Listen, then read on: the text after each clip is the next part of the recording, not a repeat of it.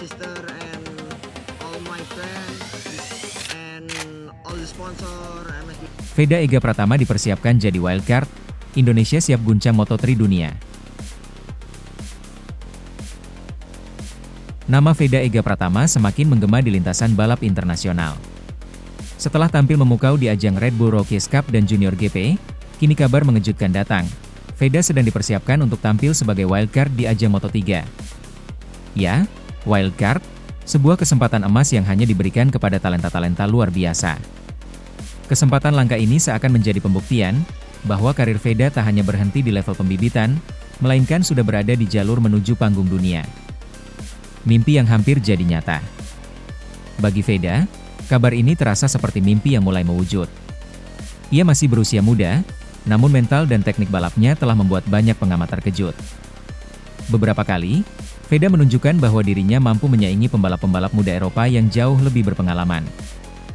Di balik layar, banyak pihak yang menyuarakan agar Veda diberikan kesempatan wildcard. Bukan tanpa alasan, performa luar biasa dan konsistensi hasil membuat namanya kian sulit diabaikan. Wildcard bukan sekadar formalitas, melainkan ujian awal. Apabila Veda mampu tampil percaya diri, ini bisa membuka pintu kontrak resmi Moto3 musim berikutnya. Dukungan besar dari tanah air. Di Indonesia, kabar ini langsung menjadi sorotan.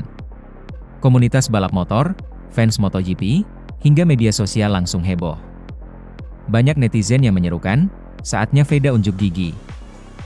Dukungan ini bukan hanya dari publik, tapi juga dari pemerintah.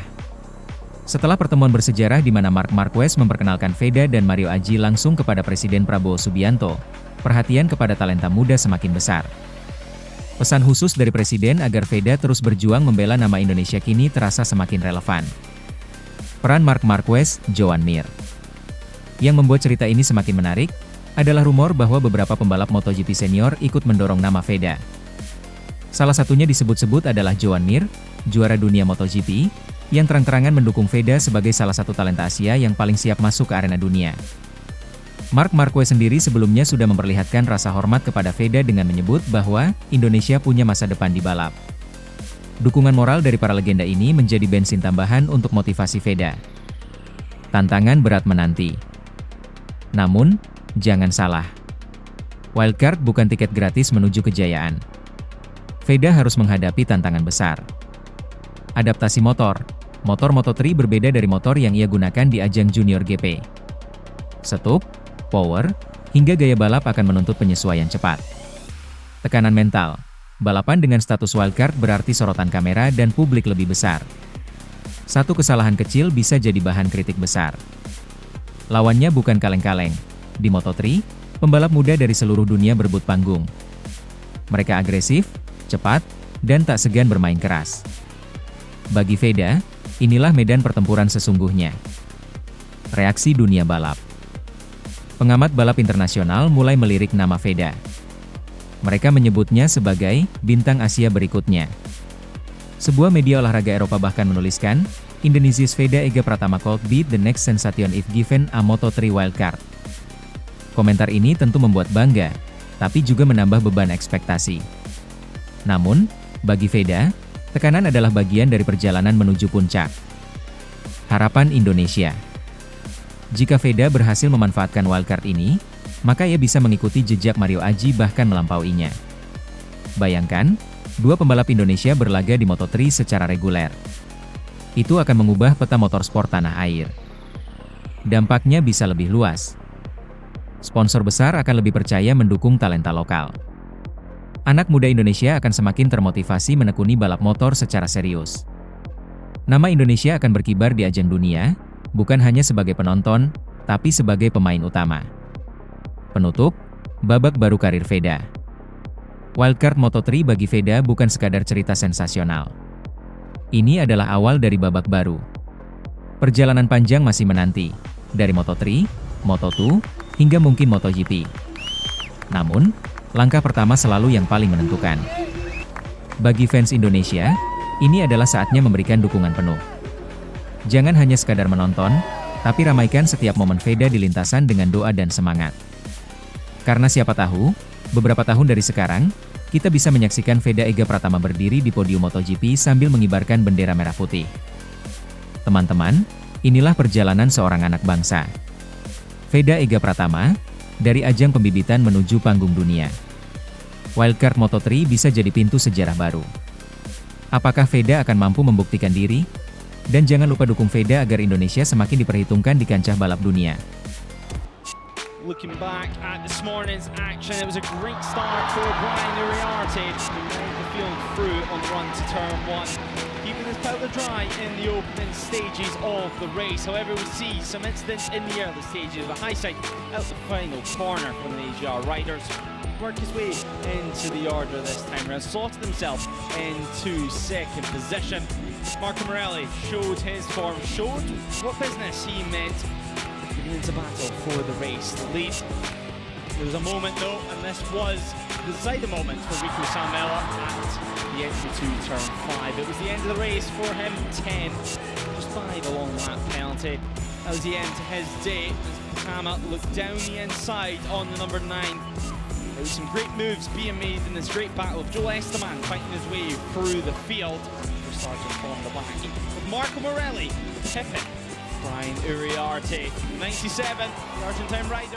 And then things coming through very, very quick this afternoon as we see Pratama sitting on the grid, number 9, looking focused once again. He goes from the second row. What second row is, as we mentioned, Rico Salmela looking for redemption. He goes alongside him in P4 for Joel Esteban. Of course, different conditions maybe what we have today. But now temperature over 14 degrees Celsius. It continues to rise here at Misano, and certainly things are beginning. Here we are though, your starting grid for race 2 of Junior GP. Brian Uriarte starts on pole position alongside Marco Morelli, starts ahead of Zen Montani and Leonardo Zani on row 4 with Evan Belford, Nicholas and Pugliese in row 7 alongside Farkas and Ramostoffer. As Agostinelli, Abruzzo and Moliani goes from row 8. Row 9 features back here at Misano. The red lights will appear on the starting gantry in just a few moments' time. As we go racing for Junior GP Race 2, the lifting from wheel actually from Sylvain Menzi off the line there, so dropping the clutch quickly, but at the head of the field, Brian Uriarte does lead the way to make a move. You see there, it looked like it was the number 11, just barging his way through the field there is Gonzalez, just hit behind Pratama as we head towards turn 7 now, and then towards the heavy braking zone of turn 8 for the first time. Uriarte got the perfect start from his view, holding the lead through turns 1. There from Jesus Rios as he gets up into the podium positions. This is exactly what he needed to do in these early stages. But what Morelli needs to do, or what Salmela even needs to do, is catch up to back all these top 2 rounds and just begin to disturb their rhythm. Try not let them break away, because in the closing stages of race, Inside of the summer at turn 16, it's an unusual overtaking spot, but moves can be made there if you're virtually alongside heading into the braking zone. Uriarte again, no threat from behind at this stage, building up enough of a gap to be able to manage the early stages of the 16th race. And we do see there a Rousseau to get by starting quicker perhaps and didn't down Tom Rock on the number 2. Disappointing as well for both riders. Both riders will be disappointed. They would have been hoping to move forward from their starting position. But yeah, Uriarte again, simply not enough of a challenge at this stage of race. Good riding from the number 51, managing. We were expecting a little bit more of an explosive start for Joel Esteban, get himself within that top 5 instantly. But now, the top 4 of this race begin to edge away because this battle for P5, as entertaining as it is, it's really affecting their times. It is allowing the top 4 to escape. Esteban probably would have expected more when lights went out as well. So Evan Belford potentially running away there, although we'll wait for them to cross the line. See, fast lap of the race being Brian Uriarte, and that was Evan Belford's drop all the way down. So is Boggio, but Belford down to P14. As well, Brian Uriarte, fastest lap of the race. And now you have to say, putting down the hammer nice and early out here. Again, so a little bit of time is Morelli. What he doesn't need is for Rico Salmela's front wheel or front tyre to be coming up the inside at any point during the next couple of laps. Otherwise, I think he can say goodbye to number 51 and then leave himself for a lot of work to do in this closing stages. Because we've seen time and time again this year to come under pressure in this early stages of the race. He needs to go with Uriarte as much as possible. At the moment, looking at the gaps, He's lost another 2 tenths on this lap, and he is under huge pressure from Finnish rider Rico Salmela. Yeah, Rico Salmela, a talent that has been in many teams' watch lists, shall we say, over the last couple of... If he runs wide, they're running a little bit wide too. Probably, and we know Morelli will be pushing very hard to try and go with Girardi, but we see again, the number 51, a 1 minute 41.2 last time round, Morelli 141.5, as were Salmela and Rios, so another 3 tenths gain. This looks to be a statement ride so far for two. For everybody helped, it's now time to reset and get going again at Barcelona for him. But Brian Uriarte perhaps get absolutely picked on that final straight to race 1. Now just trying to show everyone exactly what pace he's well.